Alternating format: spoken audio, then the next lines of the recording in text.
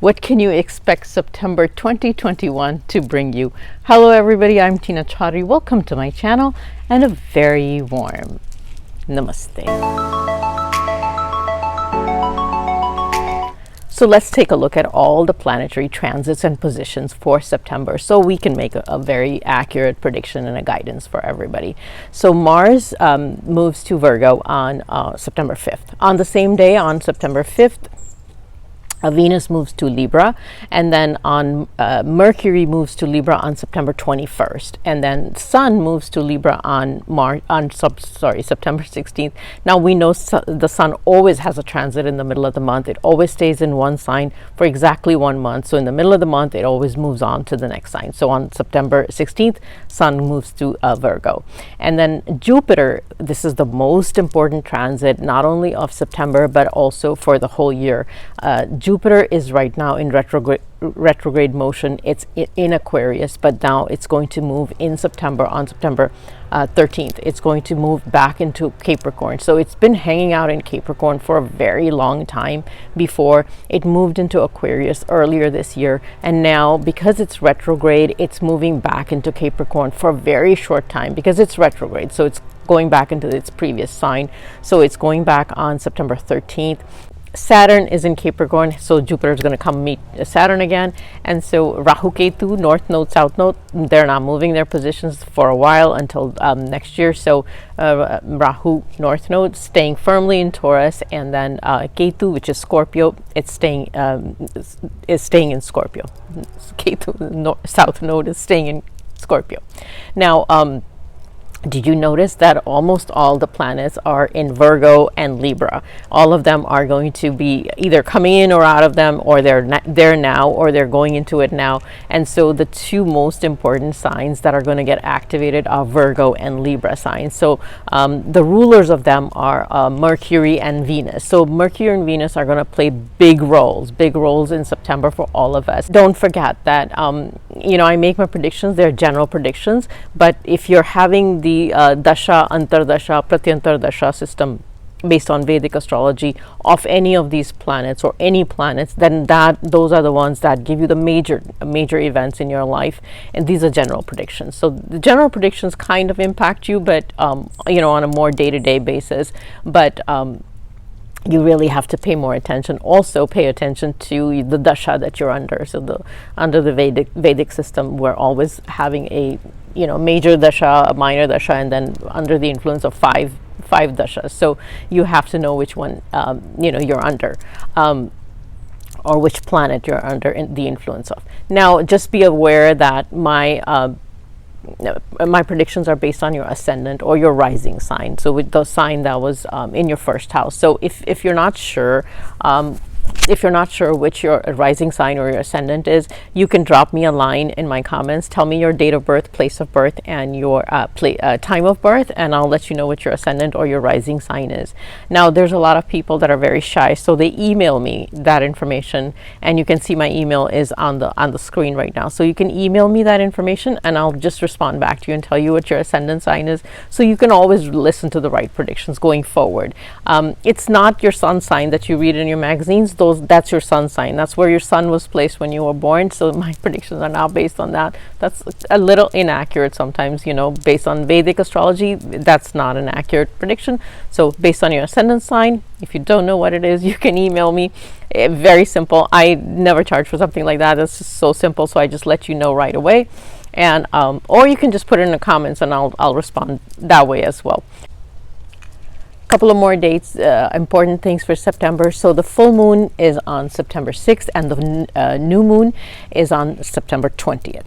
Now, there's a couple of more very important days in September, and the first one is on September 9th, and that's Ganesh Chaturthi. And so a lot of Indians, Hindus, celebrate Ganesh Chaturthi. Now, what is that? So Ganesh means Lord Ganesha, and Chaturthi means the fourth day from either the new moon or the full moon. And so Ganesh Chaturthi marks the birth of Lord Ganesha, and Lord Ganesha is the son of Lord Shiva and goddess Parvati, and so he represents the destruction of all obstacles and success in new endeavors or anything new that you want to start. So in Hindus believe that every time they start something new, or even when they start a prayer, any kind of prayer, they first pray to Lord Ganesha, because he signifies newness or the beginning of new things, and everything that if you start first pray to Lord Ganesha. He was given the boon that every time somebody starts something or somebody does a prayer, you will first pray to Lord Ganesha. So here's a little tip: if you want to start something new, or you are thinking of doing something new, Ganesh Chaturthi is a very good day to start that. So it could be anything. It could be a new project. It could be, starting anything new. It could be new work, new job, new project, something spiritual, a new workout regimen, anything new. So you can start by asking for his blessings, and then you move forward, and supposedly he gives you the blessing that you get success in all your new projects and new starts and new endeavors. So praying to Lord Ganesha, and September 9th is a great day to do that. The other very important, very significant period that's going to start in September for the Hindus that believe in it is a period of Shraddh. Now, the period of Shraddh starts on September 20th. September 20th, and it goes all the way to October 6th. Now, what is Shraddh, or the period of Shraddh, that for people that may not know or are curious? Shraddh, the word Shraddh is derived from the word Shraddha, and what that means is faith and sincerity. Now, what is this faith and sincerity dedicated to? This is for the period where Hindus pray to their forefathers, or for the departed forefathers, or people that have deceased and left this world already in their lineage. So anybody, it could be a parent, it could be grandparents, or even great grandparents, so people that you didn't even know but they belong to your forefathers. So they pray for the departed souls with faith and sincerity that they move on to the next world, and wherever they may be, that they are at peace with wherever they may be. So obviously a lot of faiths believe in different things as to where the departed soul goes, and that's fine, but I think the prayer is for that wherever that soul may be, it's in peace with itself and it's in a happy place. So I think that's the significance of Shraddh. Now, for people that are very interested in performing this prayer for the departed souls, they can do it. Now, why is this 15 days? Because the 15-day period or 14 days period is basically for, if you knew what day of the moon your departed soul or deceased person died, that's the day you would do the prayer on. But if you're going to do the prayer for several people, obviously a lot of people won't do the prayer every single day, so it's a good idea to do the prayer on the last day of the Shraddh, which would be October 6th. So if you're going to do the prayer for a lot of people that have left in your forefathers, or other people, then you can do it on October 6th. But really, you can do it whenever you feel like it. I think this is more ritualistic, but I think if whatever you do with your heart and soul into it, it's always good. So I'm just telling you the rules of the Shraddh, but I think the rules are in our own hearts, and whatever you do with sincerity and faith is good for you, and it's good for the universe, and it's good for the souls that have departed. What do you do on Shraddh, or how do you perform the Shraddh? Is obviously you say the prayer, and you ask the divine for making sure that the departed souls have found peace. But the better way, and the additional way that you have to do it, is you have to feed the needy, because feeding a living soul that's needy, just kind of blesses you with good karma. And so I think that's a very good way to do it. Also in India, they do feed people during the Shraddh time. So how do you do that? I live in the US, and so it's kind of hard to find people to feed like it is. It's kind of easier to do that in India, right? So one of the ways I've found, and I've been doing this for several years, is to buy packaged goods, pre-packaged goods, which are not perishable. So I make food packets out of these. So they could be packaged goods, and you could buy 5 or 6 different packaged goods and make food packets out of them. And then we have a lot of laborers, day laborers that stand outside like a Home Depot or other stores looking for day work. And a lot of them, they go home every day and they haven't found day work, and so they're living day to day, and they're literally they don't have food sometimes to eat on that day if they haven't found work. So normally I go during the Shroud time, and I actually do it frequently, so this is a good tip if people want to do that. But I normally go make these food packets, and with a bottle of water. Make sure you always donate water. It's the best thing you can do. So a bottle of water, perishable, non-perishable food, packaged food, so it's never open food. And you go in front of a Home Depot or wherever these day laborers are in your city, and you hand out these food packets to these people. These people have been standing there since morning looking for work. And can you imagine getting a food packet from somebody? Do it frequently. You don't have to wait for Shroud to do it, but you can do it frequently. But like I said, we do it on Shroud, and we also do it during the year, several times during the year. So this is the best way to do Shroud. So I strongly suggest that people do something like that. Appease the souls of the departed, and it's awesomely good karma for you yourself. You have to remember that we owe our life and our existence to our forefathers, and so this is the karmic debt that we pay off when we feed somebody else. So we're paying off our karmic debt to them for bringing us into this life, giving life to us. And so we have karmic debt towards our forefathers, whoever they may be. And so this is the way we pay off our karmic obligations and karmic debt. So make sure you do some Shroud work, and good luck. Before I move on with predictions, let me just remind you, if you haven't subscribed to my channel, please do subscribe to my channel. And if you like the video, give me a like. And also, there's lots of people that sometimes email me or text me about the comments about my video. If you could just put it in the comment section so everybody can see how accurate my predictions have been, that would be a big help. Aries, Jupiter is swinging between your 11th and 10th house. Now, this is a good month for your career. Saturn has been hanging out in your house, the 10th house of career, for a very long time. So it's probably making you work really hard and not probably seeing a lot of results, or the results that you expected. Saturn usually makes you work hard and gives you very delayed results if you put the hard work in. But when Jupiter moves back from the 11th house to the 10th house now in the middle of September, you probably will see something good happen in your career.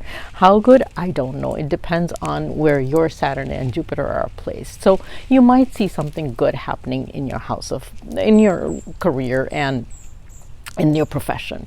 Also, there's a lot of planets in your 6th house, so take very good care of your health. This is also a very good time to start a new exercise regimen, a physical regimen, something to do with your health. It's a good month for that, so make sure you take good care of your health.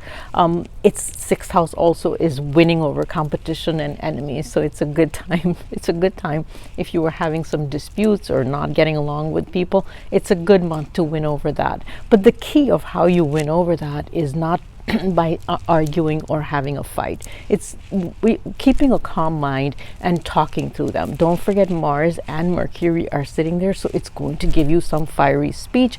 Make sure you don't fall prey to that. Make sure you keep your mind composed and talk through these uncomfortable conversations, if you have any, with family or at work primarily, and you talk to them and resolve your differences via that, as opposed to fighting. Your ascendant lord, which is Mars, is going to be combust this month, so it's going to give you some communication issues. So guard against that. Guard against fighting with family members. Take good care of your mom's health, and like I said, make sure your speech stays very calm, diplomatic, cordial. Otherwise, it's a good month. It's an okay month. Your career is going to get activated, but your 6th house is going to get activated as well. Watch your relationship with your partner, because your 7th house does get activated. If you keep a very calm, composed, you don't fight with that person, you may actually have a very romantic month as well. Taurus, Jupiter is swinging between your 9th and your 10th house. What does that indicate? It indicates ups and downs in your career. Now, make sure that you work very hard, because your 3rd house is activated. So the key to getting any good results is going to be working very hard and your self-effort. That's going to be very critical at this time. You may see some gains, financial gains in your career, but you're also going to be very tested at work, meaning they're going to see how you're doing as far as putting the self-effort effort and hard work in. Now, the third house, which is going to be activated, also means that your relationship with your neighbors, with your siblings, and your peers are also going to be tested, meaning make sure that you keep your communication with them, very good, very polite, and very cordial, diplomatic at all times. So that's one of the significations. The third house also indicates travel, short travels. So there may be some short travels in September for you as well. Since the ninth house is getting activated, the key to your good luck, ninth house signifies good luck. So the key to your good luck is going to be you stay very respectful to your father. Make sure you take good care of him. Tell him that you love him, and also your guru, whoever you believe your guru or whoever you believe in the divine is. Stay true to that and make sure you offer your respect to them at all times, and that's going to be your good luck factor. Now, the fifth house is, there's so many planets hanging out in your fifth house, so that means that your children will do very well, and also that you may have a good relationship with your children. Again, communication is going to be critical. Why do I keep saying communication? Because Mars is combust, and then Mercury moves next to Mars. So Mercury is communication, and then Mars is fiery speech. So make sure you stay, your communication with your children is loving, and of course with your parents too, because the ninth house is your father, and the fourth house, which is also getting activated, is your mother. Now, I also want to tell you that this is going to be an expensive month for you, so make sure you control your expenses. I see some luxury items being purchased. Maybe it could be a car, it could be a home-related item. So anything to do with the home, I can see that maybe you'll spend a little bit on that. So if you can't afford it, then you might want to control yourself. Gemini, your fourth and fifth house is very active in September. What does that mean? So the fifth house is investments, on all investment activity, and the fourth house is planning for those investments and thinking through these investments and making plans for the future also. So this is a good month for implementing those plans. I know Geminis have been thinking about investments and how to manage their money for a very long time. Now, this might be the month where you implement those plans and put your investments in practice, or not only just your investments, but the fifth house denotes more stock, stock kind of investments, so stocks and stuff like that. So it's a good month for to do that. You may see very good returns. Make sure you obviously think through these things before you put your money in stock, not just blindly, because I'm saying it's a good thing. You can't just blindly implement something, but September is a good month for that. Now, the fourth house also represents your mother, so it's a good time to focus on your mom. Tell her you love her, but take care of her health. The fifth house denotes children, so you may have a very good relationship with your children, and your children also may do really well. The fifth house also denotes education of all kinds. So if you're involved in education of any kind, anything to do with education, it's a good month for that. If you're starting education, if you're dealing with books, or you're teaching children, or you're in the field of education, this is a wonderful time for that as well. But the eighth house, so Jupiter swinging between your eighth and ninth house. So eighth house signifies sudden events. Sudden events could be mostly related to career and money. You can come across some money, or you can have something that you didn't even think of related to your career or money. It could be, you can inherit something, somebody can give you something, but something related to sudden events may happen in your life in September as well. Of course, it depends on the kind of planets and the dasha and the antardasha and you're under. Obviously, everybody's not going to inherit money, but that's what the eighth house denotes. So luck is good this month. It's a good month for investments and planning and happiness. The fifth house denotes happiness in love affairs also. So if you're looking for love, this might be the month that you actually commit yourself and find love. Cancer, this might be your best month ever of this year. Why do I say that? Because your 11th house is going to get very, very activated by Jupiter and Saturn both. So all your desires will be fulfilled in September. If you're looking for a job, you may get that. If you were looking to have a child, this might be the month you get some good news. If you're looking to go get into some education or start something, this might be the month you'll do it. So it's a month of desire fulfillment. But even though that your desires are going to get fulfilled. This is a month of hard work. Why? Because Saturn's telling you to fulfill your desires, but it's also going to give you a lot of hard work. It's also going to give you a lot of responsibility, because the third house and the fourth house are very active this month. So the third house is a month of hard work and self-effort and responsibility. So you're going to get additional responsibilities. You're going to have to put in a lot of hard work, but you're going to come through it. Don't worry about it, because the third house also gives you the determination and the dedication to fulfill those responsibilities. So the relationship with your parents will also improve, because the fourth and the ninth house are getting activated. So if you've been having some disagreements or issues with your parents, this is the month everything gets resolved and you have a wonderful relationship with your parents. Now, with your marital partner, I think there was some issues going on in the past months, but now this is the month where the seventh house gets activated by Venus. So this is the month where your relationship with your spouse, if there was issues in the past, gets repaired a little bit also. But of course, it depends on your speech and your ego, because you know what, Mars and Mercury are over there, and Mars is combust, so that's your speech, and Mercury is sitting next to it. So make sure you stay very, very cordial to your spouse, and then it could turn into a very romantic month as well. It could be a month where your marital relationship improves a lot. One of the other things is that actually this month could even be good from a gains perspective for your spouse. So not only are you going to do well, your spouse could do well as well. Leo, so many planets in your first house. The Sun, Mercury, and then also Mars. So what this has done is put the spotlight on you and your emotions for a while now, since last month, since August. So when the Sun comes into your first house, puts the spotlight on you and your emotions, your energy. And so but when Mercury is there and a debilitated Mars is there, it kind of depletes you of your energy. So you may have been doing really well, and then all of a sudden something happens, and then all your energy is taken away from you. So this is what's been happening up to now. Now when it moves into your second house and it gets activates your second house, the second house is actually a good house to activate from a monetary and a financial perspective. So you may see financial gains. You may actually see income, another source of income, or increase in savings at this time. Also, because the third house and the second house are getting activated also, but because of Venus and Mercury, some of your desires might be fulfilled. The desires might be related to relationships. So some relationship desire might be fulfilled this month. Something that you were waiting for a long time might come to fruition this month. So it's a good month for you.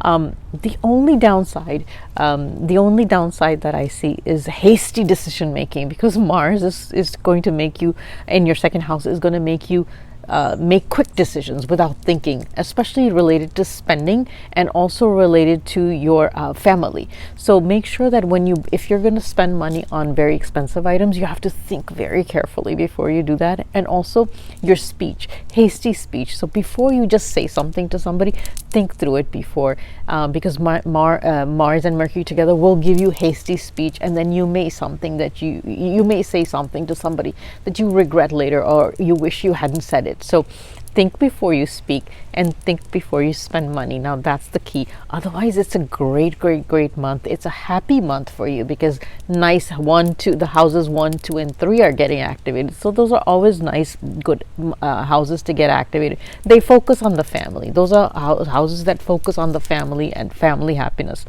In the beginning of the month, there may be some ego clashes or disagreements with your married partner, and so if you can manage through that, it's a good month. Otherwise, it's a great month. I think there will be good desire fulfillment for you this month, as far as income is concerned, as far as money is concerned, and as far as relationships are concerned. So enjoy September.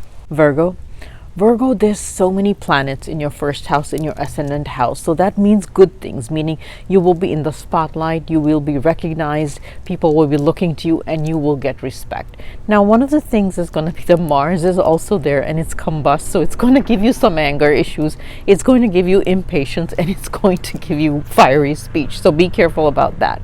Your second house is getting activated a lot also. So it's good for money, it's good for income, it's very good for savings as well. You might put a lot of money in your savings account, or your savings account might grow. Now Jupiter has been transiting in your 6th house, which has actually meant maybe issues with at work. But now that it moves back into the 5th house, it's actually good for work, meaning you may get along with people at work, or it's a good time for career. It's also good for love relationships. So if you're looking for somebody, to fall in love with, get into a relationship, it's a great time for that. Now this is also a great time for relationships with children. So if you are having issues with relationships with children, this is a good time. Things will improve. Also, your children will do well as well.